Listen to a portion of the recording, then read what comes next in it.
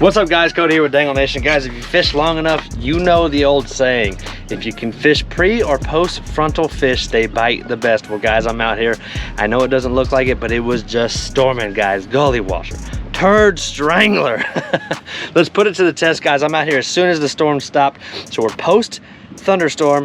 Let's see if the pressure has let off and the fish are hungry. Guys, let's get going. All right guys, spot number one. I'm gonna start the day off. I'm using my 1/8 ounce slab syndicate chartreuse with a pill head. Above that, you know, I got my split shot and I'm using my 7'2" outlaw crappie pole. Guys, let's get on this first drop. Let's just see. So first things I want to do, I want to see how they're acting. I want to see if they're aggressive. I want to see if they're lazy. I want to see what's going on. Guys, I did not stop for minnows today. We're going all artificial all day. We're just gonna see what happens here. So I have it over the pile right now. I found this nice pile. We're sitting in 21 foot of water, guys. Right now, the fish, in my opinion, they're starting to push out a little bit deeper. We're starting to see a little bit more activity in deeper water. That doesn't mean they're not still in that 12 to 15 foot range, but I've been catching a lot in that 20 to 25 foot range, guys. So that's mainly what I'm gonna do today, is focus that 12 to 20 foot range, just to see. Again, post front, guys, the storm, I mean, I was getting hammered on the way in here. I mean, I was getting pelted with rain.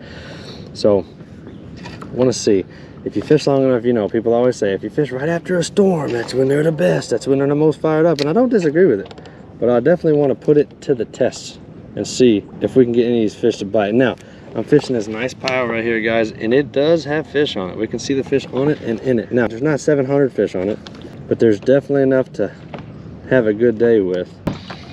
Oh guys, I had to, oh my gosh, oh my I forgot I had another one tied up, guys. I had that slab syndicate shad color. It's like a gray ghost color. I had that tied up and I got on that fatty, guys. I had to drop one more time. Look how thick that joker is. Look at that stomach, guys. Good night. What a healthy fish, guys. I'm sorry, I forgot I had that one tied up, and I said, well, let me drop it down and see real quick. You kidding me? Fatty, dude, fatty. Man, that joker looks like it's pregnant. It's so big. That's great, guys. Man, that's great. Look at that thing. All right, let's get it back down there. You know, we use a scope. They don't stay in the boat. Man, that was a nice one. So, okay. So I switched to gray. Sorry about that. I was about to leave. And then I said, you know what? I forgot I got this shad color tied up on my 10-foot Pro SE. I said, let me give it a little dangle. At least let me drop down there one time. Let me see what it's about. And guys, paid off. All right, for real this time, we're going to the next spot. So guys, one thing I also want to get really good at doing is, once I get done fishing a spot, I want to drive over it with side scan, because I want to show y'all what it looks like. You know, that was a very healthy sized pile, and you can see right there, look at it. That's what we were fishing right there. Oh shoot, wrong button, sorry guys. Oh my gosh, oh my gosh, oh my gosh. X out of that. That's what we were fishing right there, guys. Right there. So if you zoom in on it, it does not look like much. See how it's just a little baby pile? There's actually one right behind it that probably is just as good. Right there, that we could have hit. I'm actually gonna mark that one because I want to come back to that one. But anyway, that's what you're looking at. And see, these piles, they're not necessarily huge. They're not necessarily loaded like you would think that they are. Some of them are just standard, and you would honestly drive by them. You wouldn't think to stop and say, hey, let's check that pile, let's see if there's anything on it, because it just looks like nothing. You can't always see the fish on the piles. Sometimes it's just, you see a pile and you gotta check it. And sometimes just checking, sometimes you just gotta stop and check the pile. Sometimes that's what you gotta do, man. So let's keep going. I see another spot right here I think we're gonna stop at. We're gonna check it out, guys. Y'all stick around. So check this one out, guys. Look at that. So here we have a piece of structure right below the boat, and see the shadows that it's casting. So what I want to do is I want to pull up on that, guys. I want to see what's going on with that, guys, because that looks like it might be something worth talking about. So what I'm going to do is throw this trolling motor. Now the wind is to our front right now, so what we're going to have to do is kind of go down and back around to it. So let's just hit, we're gonna mark that spot. So we're gonna hit go to cursor, and that trolling motor is going to take off that way. So we're going to see kind of where it is in relation to the wind. We're going to spin the boat around and get downwind of the pile. So it's me, the pile, wind, and then we're going to fish it. Let's see what's on it, guys. Oh, son, look at the fish floating on top. So what I'm going to do is I'm going to keep that pile at 20 feet, guys. I'm going to drop down over to it. Now, listen, it's the middle of the work week, all right? So we got some blue collar men next door right here on this hill working on this house. If you hear the noise, I apologize, but hey, got to get the work done. You got to pay the bills, so we're not going to worry about that. So here we go. All right, dropping right over this pile. We're going to see how fired up these fish are. Got one chasing me already. Got one chasing me already. Come on, baby. That's a great sign. Ooh. Ooh, come on with it. Come on with it. Had one hit it. Had one hit it. So we're going to drop back down. All right, let's drop down in the pile this time, guys. So we're gonna go into the pile this time. I wanna drop down looking like it's teeming with life, guys, which is great to see. But we gotta see, remember, post-frontal conditions. Post-front, there we go, guys. Oh my, okay.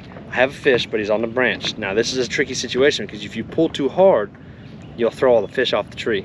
We don't wanna do that. So I'm just gonna go slack line. That's all I'm gonna do is go slack line. I'm just gonna sit here for a second because when I did that, I popped the tree. Those fish on top moved. So see them moving when I move my rod. So we don't want to do that. We do not want to mess the fish up. So we had a nice fish on. What I'm gonna try to do is just break this as fast as possible. I'm just gonna pull it out, boom, just like that. So see that branch came up and it laid back down. Now, yes, we did lose a jig, which that sucks because it ain't cheap, but that's all right. We still have fish. We still have fish on the pile, which is what you want. All right, I'm gonna cast really far out because there's a bunch of fish on the backside, right there. So I'm gonna pitch it far out. I'm gonna go 22, 23 feet out with my cast, so you see it falling down right there. And guys, I just want to hit the backside of this pile now. I'm gonna drag this jig through the pile because we know there's fish in this thing. We know there's fish in it, so I'm just gonna let it drift. I'm gonna bring it through here. I'm on the back side now, guys, and I just want to bring it up through the pile. That's all I want to do. Come up through the pile. Boom, guys, just like that. So that backside hit, that backside cast is what they wanted. So for these guys, so this pile has a lot of fish on it, guys. There's a lot of fish hanging out inside that pile. So I just had to scoot it and hit that backside. So as I pull off of this spot, guys, like I said, I want to see what these piles look like as I'm leaving them, and that's what we're after right there. That's the pile. That's the one we just left. You can see the same size. It's got fish littered through it, all that good business. So that's what I'm looking for as I'm cruising. Now, as far as post-storm bites, it ain't looking good for the home team. I actually think I might still be in the storm. I just looked at the Doppler and the storm kind of stalled out over us. So it's still kind of sitting over us a little bit, and I think that might have something to do with it.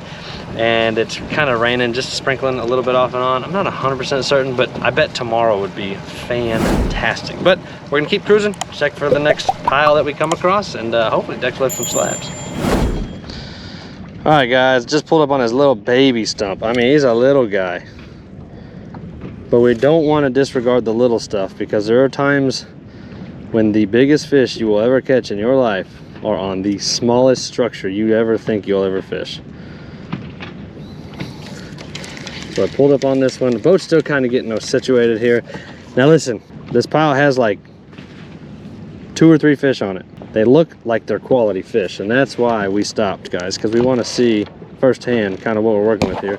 And this is the pile right here. It don't look like nothing at all, but I'm telling you right now, sometimes these structures hold the biggest fish in the lake. And it looks like there's 1 or 2 sitting right at the base of it, and that's what we want to see. We want to see what these 1 or 2 fish are going to do. So here we go.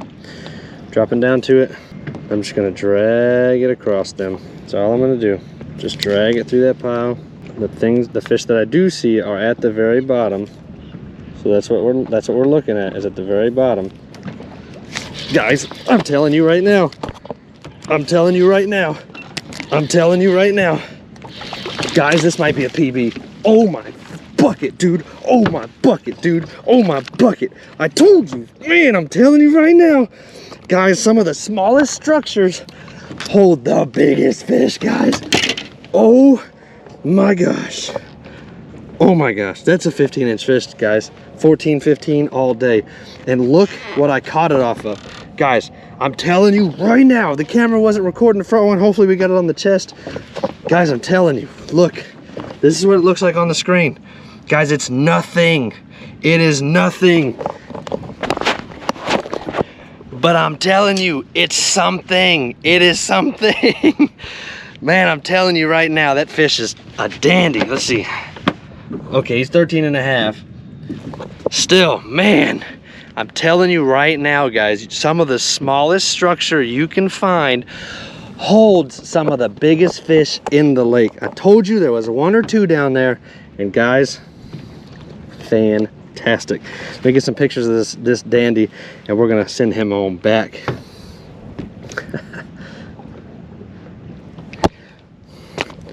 No!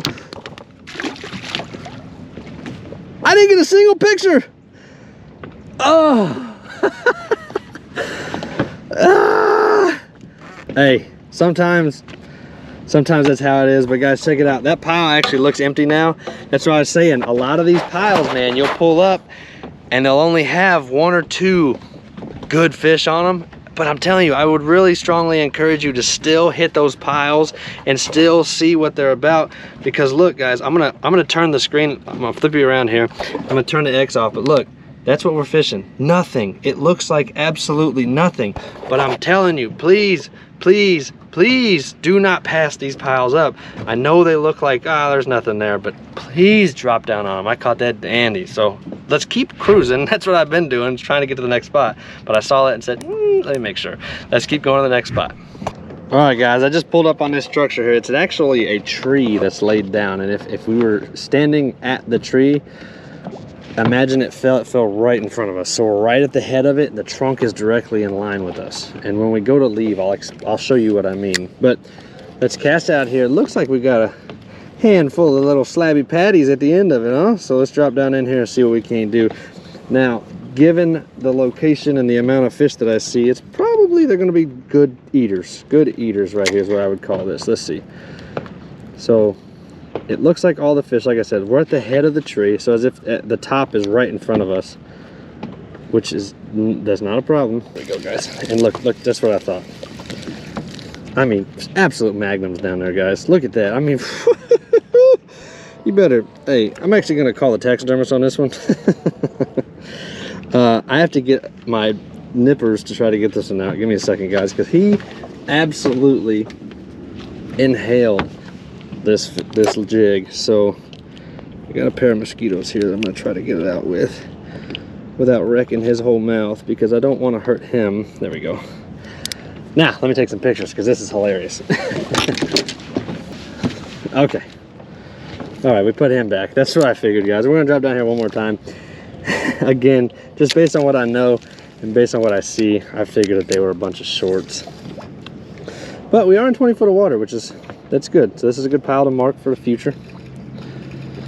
So let's drag through one more time. Put that little guy back, put that little Mondo back. Oh man, that's funny. Hey, a true testament though to the SE line. Oh, this one's not small. That one's not small, guys. Oh, nice little slabby patty in there. Look at that through the mouth. But like I was saying, look at that thing, guys. Look at that thing. Like I was saying, that little fish is a testament to how sensitive these rod tips are. But man, caught a dinner plate on the top of the tree, baby. You know how it goes. We use the scope. They don't stay in the boat. We're gonna head over to a spot we know holds fish. We're gonna pick out up there and see really how they react.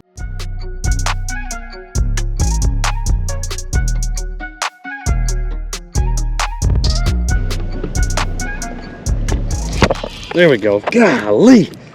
Hey. Oh, stupid bass. It was a bass. Oh man, maybe that's what we're dealing with here, guys. Good night. Well, back at the house, guys. Yeah, that's right. Back at the house. Got broody hens here. Listen, overall, not bad. Not bad at all. Not bad overall. Now, do I think that it was lights out? It was a banger fest. It was awesome. It was all, you know, were we smoking them so much that we couldn't keep up? No. I don't think it was like that. I also might have a skewed result because I'm actually between storms. I pulled up the Doppler again and I thought that the one that just pushed through was the end of the line. It was not. There's another one coming in right behind it. So yeah, it was kind of post-frontal in the fact that the storm cell that was there since yesterday pushed out, but a new one's right behind it. So is it really post-frontal or is it pre-frontal? I don't know. It's kind of this weird middle ground, but we got it done. We caught fish. It wasn't lights out, but they were biting and they were all of decent size. That's the important part, guys. Marked a handful of new piles, which was super important. Hey, can't ask for more than that, guys. So I'm gonna keep checking on my chickens here. I'm gonna see what they got going on. Old Terry the turkey here is being crazy.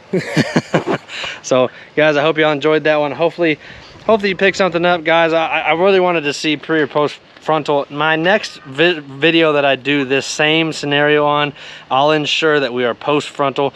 Everything's gone out of the area completely, and we'll make sure we do it right, guys. If y'all like this video, I think you'll enjoy this one, and we'll catch y'all on the next one. Don't stop the dangle. Peace.